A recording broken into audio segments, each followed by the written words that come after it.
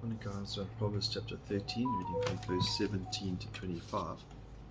And we just follow the same Old Testament principle that righteousness brings blessing and evil brings cursing. Verse 17 says, "A wicked messenger falls into adversary, but a faithful envoy brings healing."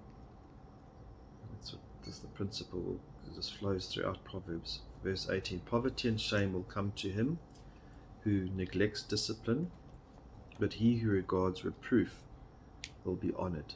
So the wise man, the righteous man, enjoys discipline. He enjoys rebuke. He wants to be corrected. He wants to grow. He wants to be hardworking.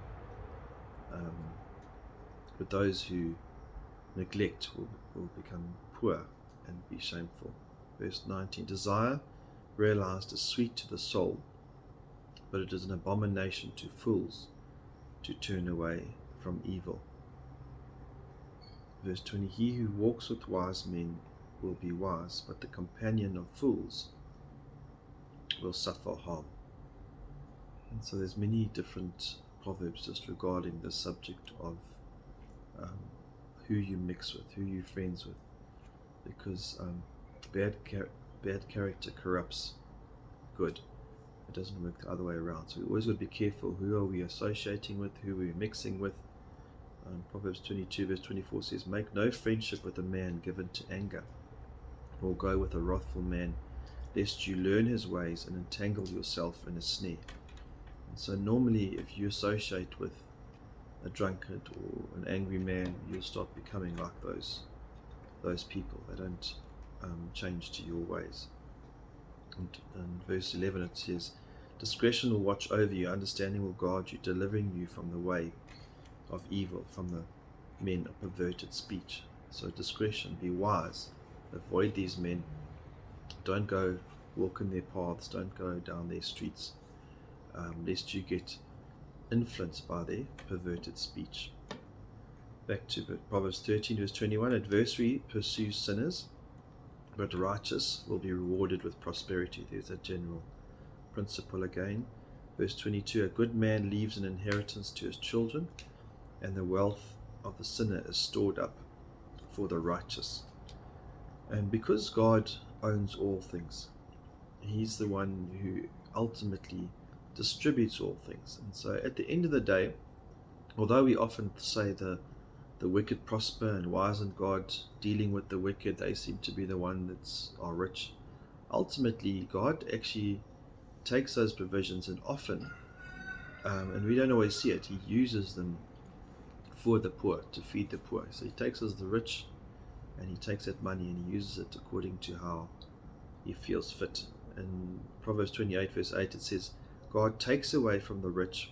Whoever multiplies his wealth by interest and profit gathers it for him who is generous to the poor." So He takes away to feed the poor.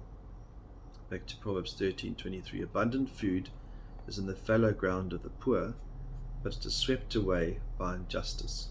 And so it's sad that the poor will be blessed by hard work as they plow the ground, they put the seeds in, but just like a flood comes and sweeps away those seeds, there's so much injustice in the world. And we see that in the politicians, we see that in government, where they rob what the money should be given to hardworking people, and they get swept away.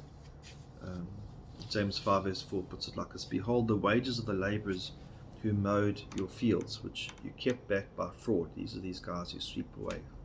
By fraud, they withhold the correct wages, "are crying out against you, and the cries of the harvesters have reached the ears of the Lord of hosts." And God will hear those cries, and He will deal with that injustice. As I said earlier, we don't always see when and how God does, but He owns all things and He's in control of all things. Verse 24, "He who withholds his rod hates his son, but he who loves him disciplines him." And so often we think that it's not loving to smack our child, it's not loving to have harsh discipline, it's not loving to go and correct someone. No, it is loving.